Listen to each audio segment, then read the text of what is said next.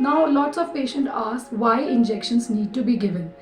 This process is very time sensitive, and once you're done with all day, comes the big day when your embryo transfer will be done. Subscribe to our YouTube channel and press the bell icon so that you don't miss any important updates related to infertility. Hello everyone, my name is Dr. Ankana Sharma. I'm working as a consultant gynecologist with Indira IVF Shimla.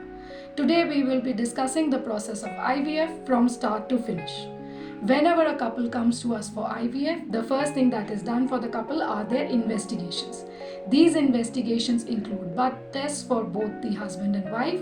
The blood tests are done to know the general health of the patient, their general well-being. Hormone tests are done, along with this infectious panel is done for the couple. The wife is then taken for an ultrasound. The ultrasound helps us to know the status of the ovaries, the ovarian reserve for the patient, whether there are any additional things that need to be taken care of during the process of IVF, and the husband is asked to take a semen analysis to know the quality of the sperm. The second part is the counselling of the patient. Once these reports are in, the couple is counselled regarding their plan, whatever is suggested for them, and then so once the investigations have been done, the main process of IVF starts. The IVF in most couples consists of three parts. The first part is the stimulation for the eggs. The second part is the ovum pickup or the egg collection, and the third part is the transfer of the embryos. So first part consists of stimulation. During the stimulation, injections are given to the female so as to stimulate the growth of eggs.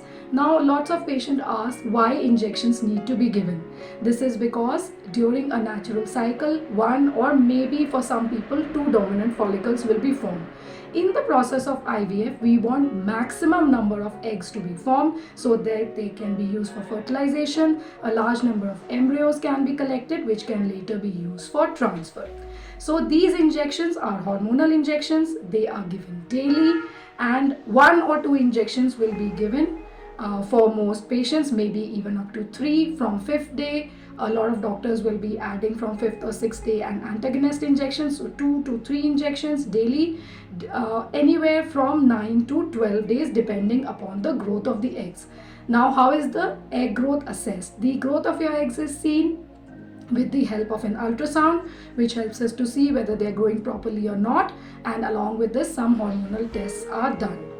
Once your eggs have attained a proper size, the second part of stimulation is the trigger injection. Trigger injection is nothing but a hormonal injection which helps us to mature your eggs, which can be then taken up for fertilization.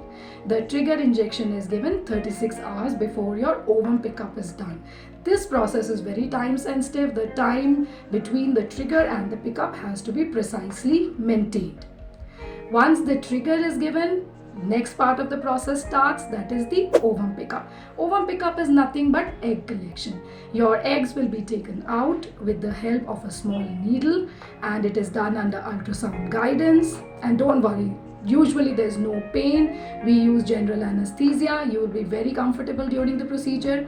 These eggs, then they are taken out, they are sent to the lab. This is the time where the part for the lab begins.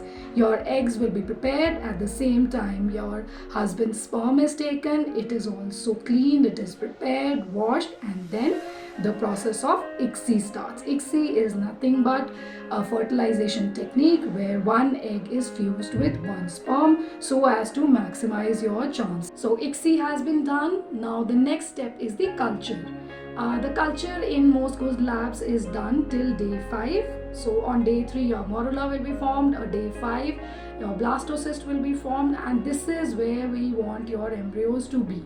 For most patients, your embryos will be frozen on this day, which will then be transferred on a later date, which is the embryo transfer. However, for patients who are undergoing a fresh embryo transfer can be done on day 3 or it can even be done on day 5. In our setup, we prefer day 5 embryo transfer, which is done in a frozen cycle. So the last and final part of your cycle is a frozen embryo transfer. For frozen embryo transfer, the uterus is prepared with the help of medication which a patient takes from second day of a cycle or third day of a cycle. You will be called for ultrasounds generally from 10th or 12th day onwards of your medicines. Once your endometrium has attained a good thickness, it has a good blood supply, another medication is added which is a hormone to prepare your uterus for transfer. This is generally given for 5 to 6 days prior to your transfer. And once you're done with all day, comes the big day when your embryo transfer will be done. So embryo transfer, it requires no anesthesia. It is done just like a pap smear is taken. Does not involve any pain. We will visualize your cervix and we'll be putting your embryos inside your uterus with the help of a very small catheter. There's hardly any recovery time that is needed for an embryo transfer. The patient is generally discharged 2 to 3 hours after transfer. They are given medications for the next 14 days, and this is the toughest part, taking your medications, and after 14 days we'll test to see if you're pregnant or not, and hopefully all of the patients will have a good result. I hope this video has helped to quell some of the queries that the patients generally have. However, if you have any further questions, you can get in touch with us on our helpline number. For more information, visit our website www.indiraivf.com or call 1-800-309-4410. Keep following us and leave your fertility related questions in the comments below and get answers from Indira IVF doctors.